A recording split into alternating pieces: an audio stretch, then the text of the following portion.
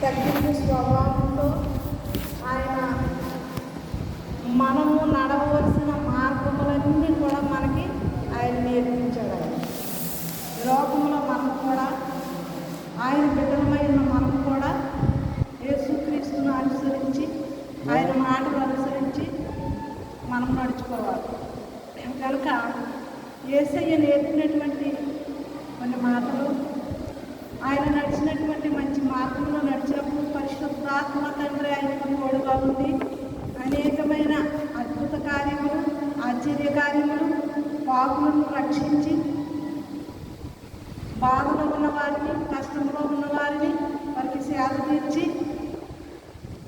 పరలోక రాజ్యానికి వారసులు అవ్వటానికి మనకి అనేకమైన బోధలు ఆయన బోధించారు. కనుక మనం కూడా ఆయన అనుసరించి నడుచుకోవాలని కొన్ని మాటలు దేవుడు చెప్పినటువంటి మాటలు మనం నేర్చుకుంటాం.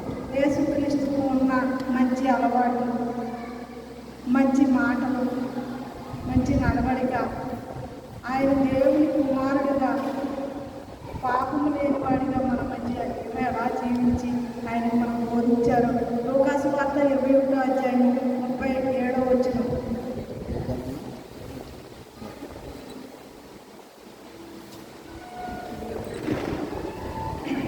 లూకాసు వార్త 21వ అధ్యాయం 37వ వచనం.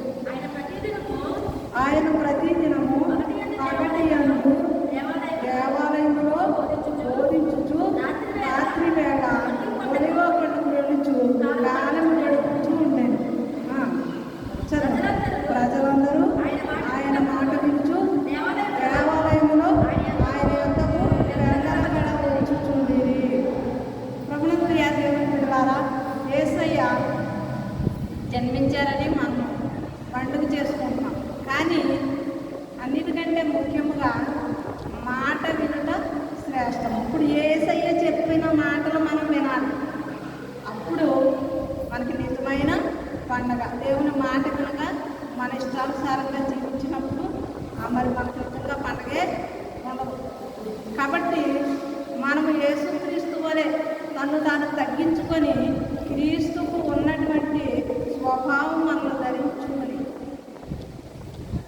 మనము ఆయన ప్రతిదినము పగటియందు దేవాలయంలో బోధించుచుండెను. దేవుడు ఏం చేసేవాడంట?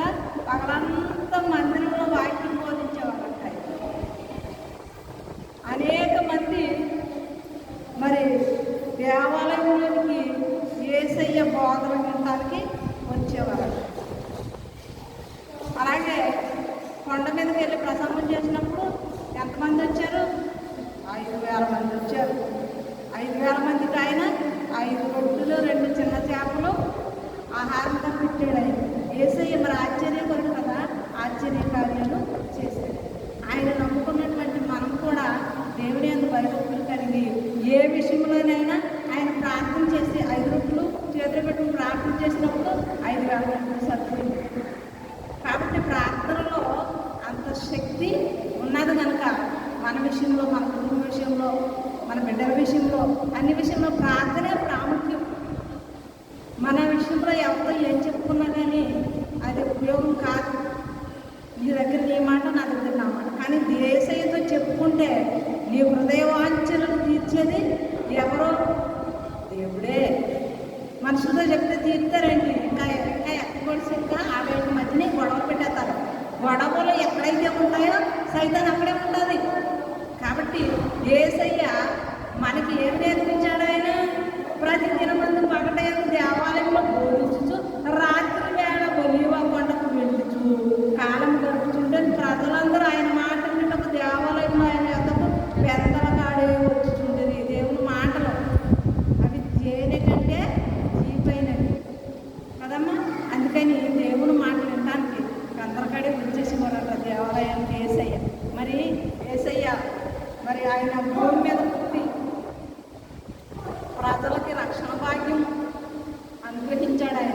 ఎందుకంటే ఆయన నోటి మాట చేత అనేకులను స్వస్థపరిచాడు. ఆయన మాట మాత్రం సెలవిస్తే అనేక మంది రోగులు బాగుపడ్డారు.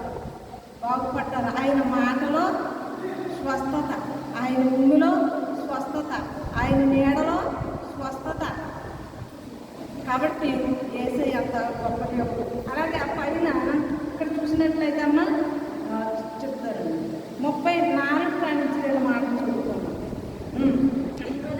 ఈ హృదయములు ఒకవేళ తిండి వలనను మత్తు వలనను ఐకిక విచారముల వలనను మందముగా ఉన్నందున ఆ దినము అకస్మాత్తుగా మీ మీదికి గురి వచ్చినట్లు కాకుండా ఏ విషయమై మీరు జాగ్రత్తగా ఉండండి. చాలు. ఇక్కడ ఏమంటారంటే ఈ యేసు ప్రభువు వారు స్వయంగా బోధించినటువంటి మాటని మీ హృదయంలో ఒకవేళ తిండి వల్ల మత్తు వల్ల మన తిండి ఆల్రెడీకి మత్తు వచ్చారు. అది పని అంతా అయ్యేదాకా తిండి తినపడుతుంటా పని అంతా అదేగా పదకొండు వచ్చేది తిండి తిన్నా ఇంకా పని చేయము ప్రార్థన చేయము నిజంగా ఏర్పడట్లేదు. ఆ తిండి ఏం చేయలేము. అందుకని తిండి వలనను మత్తు వలన తిండి తిన్నాక మత్తు అలాంటి చేస్తే ప్రార్థన రాదు, ఏమి రాదు, పట్టు. కాబట్టి మీరు ఎలా ఉండండి, తిండి వలనను మత్తు వలన ఐకిక విచారములు వలన అంటే మనలో అనేకమైనటువంటి విచారములు ఉంటాయి. వాటినన్నింటినీ కూడా ప్రార్థన ద్వారా సాల్వ్ చేసుకోవాలని దేవుడు చెప్తూ ఉన్నాడు. కాబట్టి ఐకిక విచారముల వల్ల కూడా మనము ప్రార్థన చేయలేము. మనసు బాగోకపోతే ప్రార్థన వస్తుందా? రాదు కదా. మన మనసులో అనేకమైన ఉండిపోతాయి, ప్రార్థన రాకుండా చెడపడుతూ ఉంటాయి అన్నమాట. కాబట్టి తిండి వలనను మత్తు వలనను ఐకిక విచారణ వలనను చూడమ్మా ఆ దినము భూమి ఎదంతట నివసించు వారందరి మీదికి అకస్మాత్తుగా వచ్చును. కాబట్టి మీరు జరగబోవు వీటి నెలను తప్పించుకొని మనుష్య కుమారుని ఎదుట నిలువబడుటకు శక్తి గల వారు ఉన్నట్లు ఎల్లప్పుడూ ప్రార్థనను మెలుగుగా ఉండడని చెప్పింది. అంటే యేసయ్య వచ్చే రాకడ ఆయన మొదటి రాకడ అయ్యింది కదా. యేసుప్రభు పుట్టిక మొదటి రాకడ, మరలా ఆయన రెండో రాకడలో వస్తారు. మనము ఎలా ఉండాలంట? మనుష్య కుమారుని ఎదుట నిలువబడుటకు శక్తిమంతులంతకు మీరు మెలుగువ కలిగి ప్రార్థన చేయండి అని యేసయ్య మనకి చెప్తా ఉన్నారు. యేసయ్య పుట్టారు, ఆయన మనకు అనేకమైనటువంటి నీతి వాక్యములను బోధించి మనం నడవలసిన మార్గమును ఆయన నేర్పించాడు మనకి. ఇప్పుడు ఏమంటున్నాడు ఆయన యేసయ్య? మీరు దేవుని ఎదుట నిలువబడ్డకు శక్తివంతులైనట్టు ఎల్లప్పుడూ ప్రార్థన చేయొచ్చు, మెలుగుగా ఉండడని చెప్పారు. అలాగే యేసయ్య ఇంకా లూకా సువార్త 4:16 చూడమ్మా. మైక్ పెట్టి తరువాత ఆయన తాను పెరిగిన నజరేతుకు వచ్చాను. తన వాడుకు చొప్పున విశ్రాంతి దినమందు సమాజ మందిరంలోను వెళ్ళి చదువుటకై నిల్చుండగా ప్రవక్త అయిన యెషయా గ్రంథము ఆయన చేతికి ఇవ్వబడింది. ఆయన గ్రంథము విప్పగా ప్రభువు ఆత్మ నా మీద ఉన్నది, వేదలకు సువార్త ప్రకటించటకు ఆయన నన్ను అభిషేకించడం. చాలు. చూసారండి, దేవుడు యెషయా గ్రంథంలోనే చెప్పాడు. ఆయన ప్రవచనం వేదలకు సువార్త ప్రకటించటకు ఆయన నన్ను అభిషేకించాడు. యేసయ్యని ఎవరు అభిషేకించారు? యెహోవా దేవుడు అభిషేకించి ఆయనని ఈ లోకానికి పంపించాడు. ఆయన పంపించినప్పుడు యేసయ్య ప్రతి మాట కూడా ఆయన ఎక్కడైతే విత్తనం చల్లారో అక్కడ మొలకెత్తింది, ఫలించింది. అనేక మంది మారు మనసు పొందారు, దేవుని రాజ్యానికి వారసులు అవడానికి సిద్ధపడ్డారు. ఎందుకంటే దేవుడు ఆయనను ఏర్పరచుకున్నాడు. ఆయన యేసయ్య పాపం కొరకు పంపించాడు ఆయన. కాబట్టి ఆయన ప్రతి మాట కూడా ప్రజలను ఆకర్షించి వారు మారు మనసు పొంది అనేక మంది జనము దండోపదండాలుగా యేసయ్య మాట వినడానికి వచ్చారు. ఎందుకు? ప్రభు ఆత్మ నా మీద ఉన్నది కనుక. ప్రియమైన దేవుని బిడ్డలారా, ఆయన నమ్ముకున్న మనము యేసుక్రీస్తును ధరించుకున్న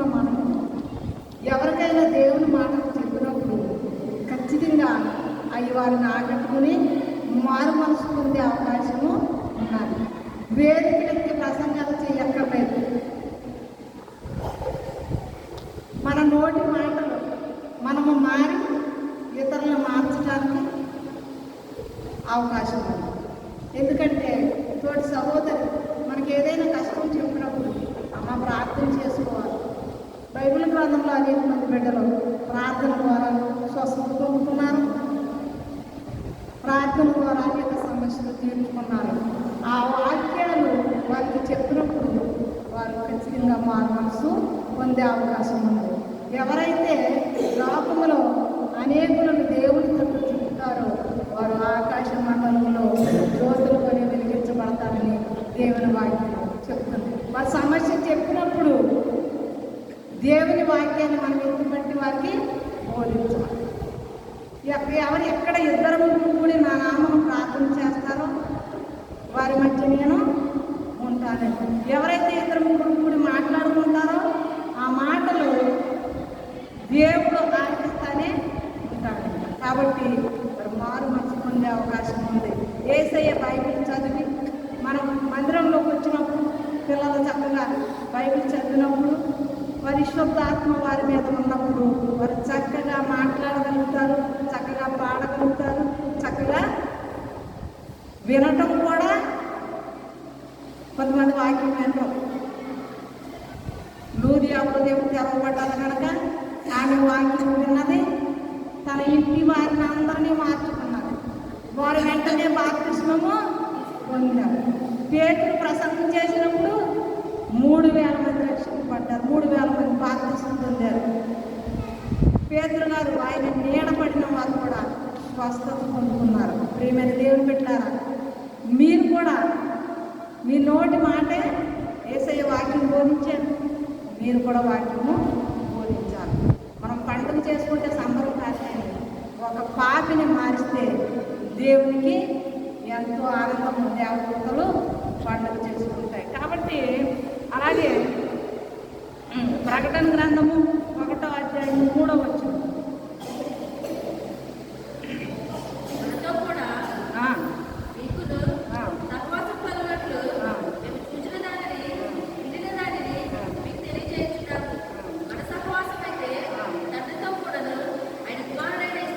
ఒకటే అధ్యాయం 3వ వచనమేనన్నా. ప్రకటన గ్రంథము 1వ అధ్యాయం 3వ వచనం.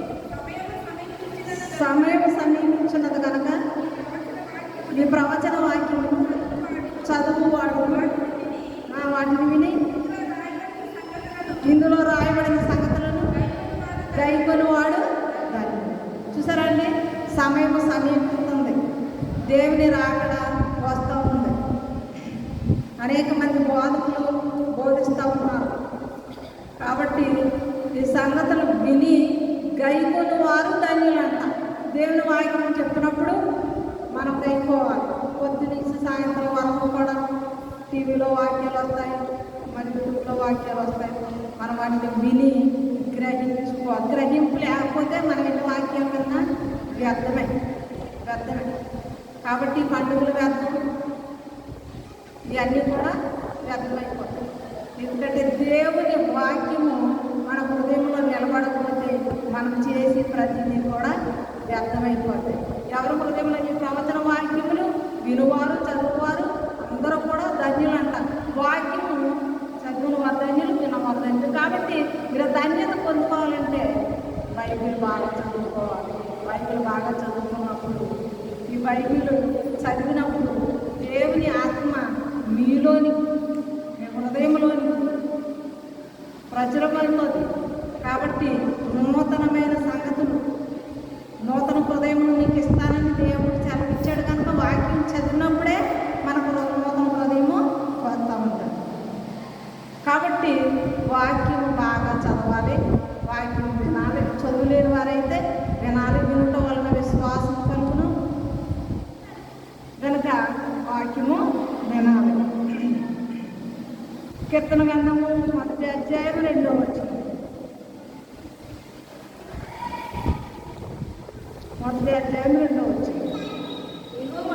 యెహోవా ధర్మశాస్త్రములను ఆనందించుతూ దివారాత్రములు దాన్ని ధ్యానించేవాడు ధన్యుడు. ఏంటంటే దివారాత్రం ధ్యానించేవాడు ధన్యుడు. అంటే బైబిల్ 24 గంటలు బైబిల్ పట్టుకునే ఉండటం కాదు, కానీ మనము చదివిన దాన్ని ధ్యానిస్తూ ఉండాలన్నమాట. వాక్యం చదువుకున్నాం అనుకో, అది చదివేసి బైబిల్ అక్కడ పెట్టేది వర్తమానం పని చేయకుండా బైబిల్ కూర్చుంటే పని ఎవరు చేస్తారు? అది కాదు. ధ్యానము అనగా చదివిన వాక్యాన్ని మన హృదయంలో ఉంచుకుని దాన్ని వేసి ఇలా మాట్లాడారు, ఇలా పాటలు పాడారు. మీరు పాత నిబంధన ఎక్కువ చదవాలి. కొత్త నిబంధన పెద్ద కష్టమేమీ కాదు. సండే స్కూల్ పిల్లలు పాటలు లాంటివి ఏంటి క్రొత్త నిబంధన. పాత నిబంధన చాలా కష్టంగా ఉంటుంది, లోతైన మర్మములు. అసలు మీకు స్టోరీ అర్థం అవ్వాలన్నా, మన గ్రంథం తెలవాలన్నా పాత నిబంధనలోకి వెళ్ళాలి. ఆది కాండంలో వారందరూ కూడా ఎంతమంది ఉన్నారో వాళ్ళందరినీ కూడా మనం తెలుసుకోవడానికి అవసరం. నిర్గమకాండంలో మరి మోషే చరిత్ర అంతా ఉంటుంది. అలాగే సంఖ్యాకాండంలో ఇశ్రాయేలు ప్రజల యొక్క సంఖ్య లెక్కింపు అంతా ఉంటుంది. అలాగే లేవి కాండంలో యాజకత్వం గురించి ఉంటుంది. ద్వితీయోపదేశ కాండంలో జరిగిన సంగతులన్నీ కూడా మళ్ళీ రెండోసారి రాశారు. అందులో ద్వితీయోపదేశం అంటే చదివిందే చదవటం, పాడిందే పాడటం అంటే రెండోసారి అన్నమాట. ద్వితీయోపదేశ కాండం అంతా కూడా మొత్తం మళ్ళీ రెండోసారి ఆది కాండం నుంచి మళ్ళీ అంతా కూడా బోధించబడింది. ఇలాగ 5 కాండాలు మీరు చదువుకున్నారు. అక్కడి నుంచి యెహోషువ నడిపించిన కాలం అంతా ఏ విధంగా అయితే ఉన్నది. పాత నిబంధన ఎక్కువగా మీరు చదివినట్లయితే పాత నిబంధన ఆడబడి పాత నిబంధనలో ఉన్న పాపం ఏంటో మనకు అర్థమవుతుంది.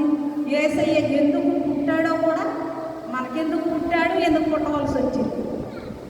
తన ప్రజలైన ఇశ్రాయేలీయులు ఆయన ఐగుప్తు దేశంలో ఉన్నప్పుడు వారి పాపంలో నుండి వారిని విడిపించి వారికి కావలసినవన్నీ అనుగ్రహించి వారిని నడిపించినప్పటికీ వారు ఏం చేశారు? తిరుగుబాటు జనముగా ఉండిపోయారు.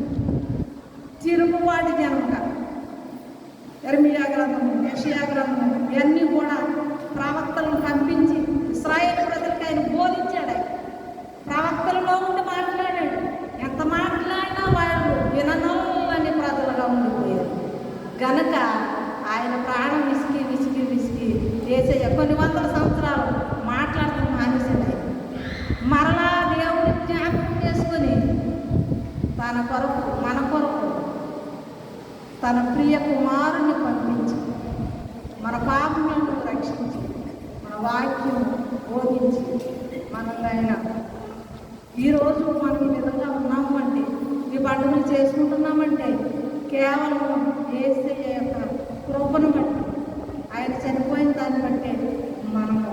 కానీ పాత బంధకాలంలో అయితే ఆ పాపముల వలన, ఆ శాపముల వలన రాళ్లతో పుట్టబడి చంపబడి మాటికి కూడా దేవుని యొక్క ఉగ్రత మనుషుల మీదకి వచ్చేది. ఎన్నోసార్లు నశింపజేశాడు ఆయన. కానీ మరలా ఆయన తన జనాంగాన్ని పుట్టించి పోషించి ఈ విధంగా మనం ఈరోజు యేసయ్య పుట్టుక వలన మనమందరము కూడా సంతోషంగా ఆనందంగా ఎందుకుంటున్నామంటే, మన పాపములను ఒప్పుకొని ఆయన సన్నిధికి చేరినట్లయితే ప్రతి పాపమును కూడా క్షమించగలిగిన శక్తిమంతుడు మన యేసయ్య. మన పాపములన్నీ క్షమించబడ్డాయంటే ఆయన మళ్ళీ జ్ఞాపకం చేసుకోవడానికి కాబట్టి ప్రియమైన దేవుని బిడ్డలారా, దేవుని వాక్యము బాగా చదివినట్లయితే మనకి ఇవన్నీ కూడా మనకి చక్కగా అర్థమవుతాయి. కాబట్టి యేసయ్య ఇంకా లూకా సువార్త 22వ అధ్యాయం 39వ వచనం.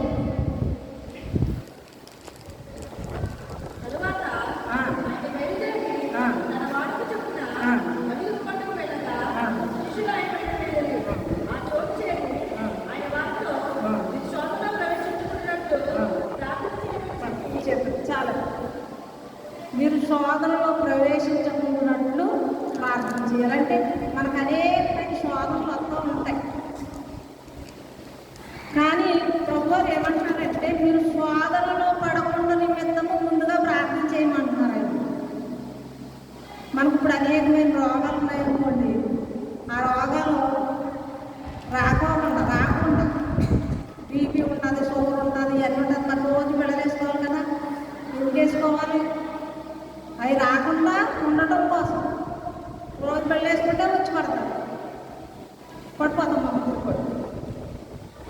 మన జీవితంలో కూడా ప్రార్థన లేకపోతే ఈ శోధనలు మన మీదకి ఆల్రెడీగా వచ్చేస్తాం.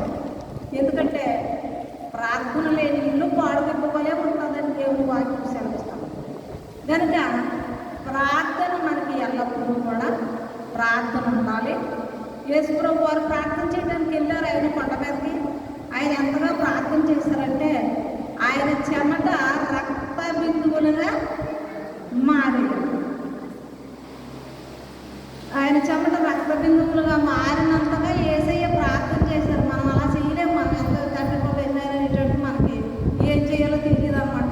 అందుకని మీరు ఏం చేస్తారంటే ప్రార్థన వెళ్తాం, ప్రార్థన దేవుని సన్నిధికి వెళ్తాం, కానీ తర్వాత మాత్రమే తర్వాత ఏం చేయాలో తెలియదు, మనం మర్చిపోతూ ఉంటాం మనం. కాబట్టి మీ పిల్లల్ని ఒక్కొక్కరు పేరు చెప్పున ప్రార్థన చేసుకోవడం నేర్చుకోవాలి. మీ పసిపిల్లల ప్రాణం కొరకు రేయి మొదటి జామున ప్రార్థన చేసుకోవాలని చెప్తున్నారు కదా. చిన్నపిల్లలు ఉన్న వాళ్ళకి నేను చెప్తున్నాను, మీరు ఒక్కొక్కరి నిమిత్తము ప్రార్థన చేసుకుంటే అది ఎంతో దీవెనకరము, ఆశీర్వాదకరము. ఎందుకంటే దేవుడు యెర్మీయా గ్రంథంలో చెప్తూ ఉన్నాడు, పసిపిల్లల ప్రాణం కొరకు రేయి మొదటి జామున నేను ప్రార్థన చేయండి. యేసుప్రభు చెప్పిన మీరు శోధనలో పడకుండా నిమిత్తము ముందుగా మేము ప్రార్థన చేసుకోవాలి. ఆ ప్రార్థన అంట మనల్ని ప్రతి విషయంలో కూడా తప్పిస్తూ ఉంటారు. అందుకని ప్రార్థన ఎవరైతే మామూలు ప్రార్థన చేస్తారో వెంటనే దేవుడు మీ కన్నీళ్ళకి కరిగిపోతాడు. ఆయన మీరు కన్నీళ్ళు విడిచి ప్రార్థన చేశారనుకోండి, మీ కన్నీళ్ళకి కరిగిపోతాడు. ఎంతమంది కన్నీళ్ళని తుడిచాడు ఆయన? ఆగరు కన్నీళ్ళు తుడిచాడా లేదా? ఆయన అప్పటికప్పుడు దిగొచ్చాడా? పైనుంచి ఆయన దిగొచ్చాడు. ఆగరు కన్నీళ్ళు తుడిచాడు, హిజ్కియా కన్నీళ్ళు తుడిచాడు, వెధవరాల కన్నీళ్ళు తుడిచి ఆమె బిడ్డను బ్రతికించాడు ఆయన. అలాగే ఎంతో మంది కన్నీళ్లు తుడిచి ఆయన వారికి సేద తీర్చాడు. ఆయన మీరు సమాధానం సర్వోన్నతమైన స్థలములలో దేవునికి మహిమ, ఆయనకి ఇష్టలైన ప్రజలకు భూమి మీద సమాధానం. కాబట్టి మనం ఆయనకి ఇష్టలుగా జీవించినప్పుడు మనం సమాధానంలో ఉండటానికి అవకాశం ఉంది. ప్రియమైన దేవుని పెట్టాలి. రాత్రి సమీకాలంలో దేవుడు మనకి ఎంతో గొప్ప అవకాశం అనుగ్రహించాడు. సమయం సమీపిస్తున్నది కనుక సద్వినియోగం. రేపు ఏమి సంభవించునో మీరు ఎరుగరు కనుక మీరు మెలుగుగా ఉండి మీరు శవస్వాదంలో పడకుండా నిమిత్తము మీరు ప్రార్థన చేయండి అని దేవుని వాక్యము సెలవిస్తూ ఉంది. మరి యాకోబు పత్రిక 5:17 చూడండి.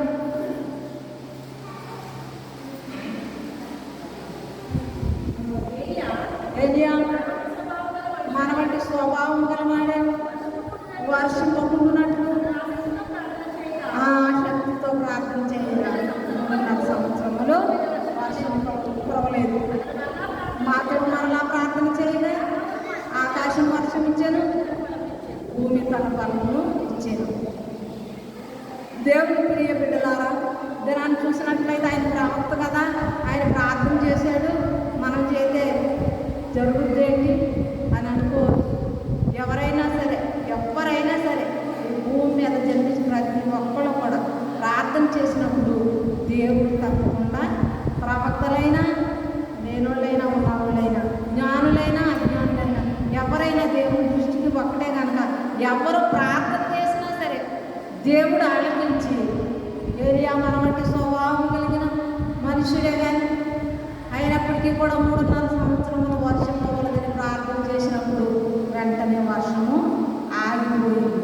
మరలా తిరిగి 3.5 సంవత్సరములు దాటిన తర్వాత ప్రార్థన చేసినప్పుడు ఆకాశం వర్షం ఇచ్చాను, భూమి తన ఫలమును ఇచ్చాను. ప్రియమైన దేవుని బిడ్డలు, మీరు కూడా ప్రార్థన చేసినప్పుడు కుటుంబ విషయంలో కానీ ఇతరుల విషయంలో కానీ మీకున్న సమస్య ముందు పెట్టుకొని మీరు ప్రార్థన చేయాలి. ప్రార్థన చేసినప్పుడు దేవుడు తప్పకుండా నెరవేరుస్తాడు. మీ ఆశ ఎలా ఉంది? మీ కుటుంబం ఏ విధంగా ఉండాలని మీరు ఆశపడుతున్నారా? ప్రార్థన చేయండి. మీ బిడ్డల జీవితాల్లో ఏదో ఒక ఫలాన్ని చూడాలనుకుంటున్నారా? ప్రార్థన చేయండి. విదేశ ప్రయాణానికి వెళ్ళాలనుకుంటున్నారా? ప్రార్థన చేయండి. ప్రార్థన చేసినప్పుడు దేవుడు తప్పకుండా మీ కోరికను సిద్ధింప బిడ్డలారా, మన రోగాల కొరకు, మన బలహీనతల కొరకు, అన్ని విషయాల కొరకు ప్రార్థన చేసి యేసయ్య మనకి ఏం చెప్పాడు, యేసయ్య మాదిరిగా మనం నడుచుకోవాలి, యేసయ్య మన కొరకు ఏ విధంగా ప్రార్థన చేశాడు. ఆయన యోబు తన కుటుంబం కొరకు ఏ విధంగా ప్రార్థన చేశాడు. ఆయన ప్రార్థన చేశాడు ప్రతి విషయంలోనూ. ఇర్మియా గ్రంథం 33:3 చూడమ్మా. ఇర్మియా గ్రంథము 33:3 నాకు మొరపెట్టుము, నేను నీకు ఉత్తరమిచ్చేదను, నీవు గ్రహింపలేని గొప్ప సంగతులను, గూఢమైన సంగతులను. చూసారండి, నాకు మొరపెట్టుము చెప్తాను. దేవుడికి మొరపెట్టినప్పుడు ఆయన జవాబు దయచేసే దేవుడు. తప్పనిసరిగా దేవుని వాక్యము వ్యర్థము కాదు. దేవుని మాటలైనను, ప్రవక్తల వచనములనైనను, వాగ్దానాలు ఉంటాయి కదా, వాగ్దానాలైనను ఏది కూడా వ్యర్థము కాదంట. సమాధానపరచు వారు ధన్యులు, వారి దేవుని పిల్లలను మడుదు. మనలో సమాధానం ఎప్పుడైతే ఉందో పరిశుద్ధాత్మ మనలోకి అప్పుడే అనుగ్రహించబడతాడు. ప్రియమైన దేవుని బిడ్డారా,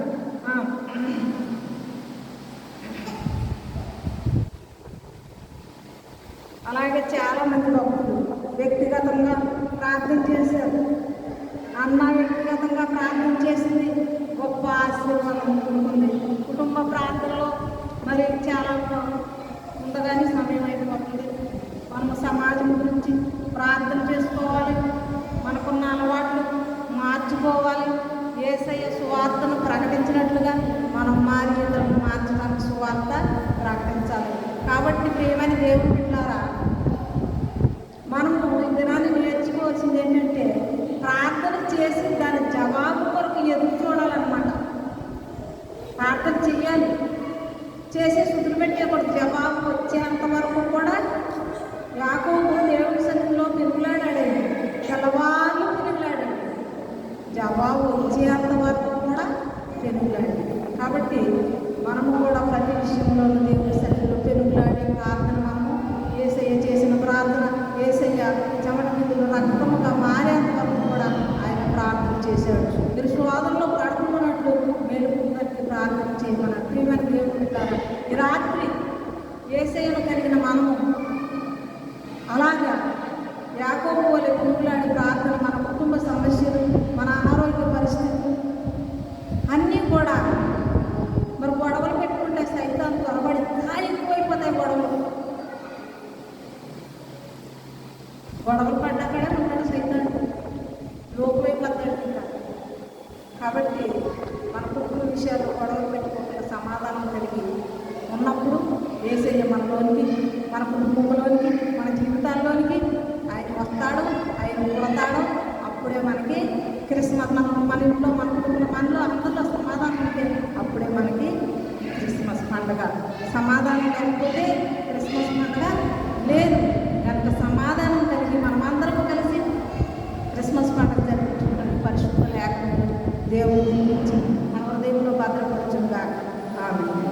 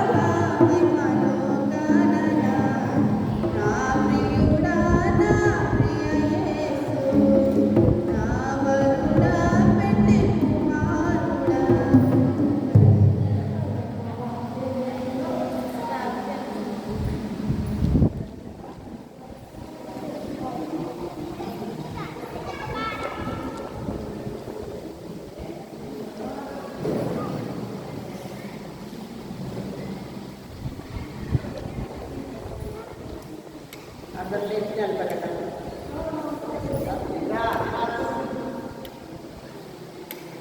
స్తోత్రం తండ్రి, స్తోత్రాలు ప్రభు.